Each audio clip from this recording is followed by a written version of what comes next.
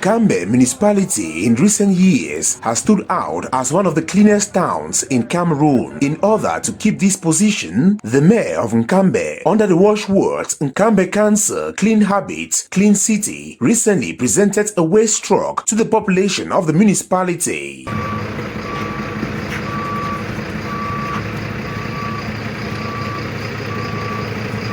Then we will bring container away any water we put the thing over there.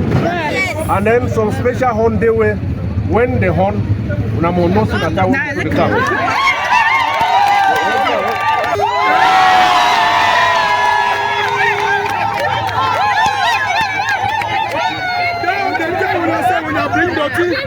Since taking over Nkambe Council, Mayor Musa Shefo is determined to transform Nkambe into a city with so many projects in the interest of the population.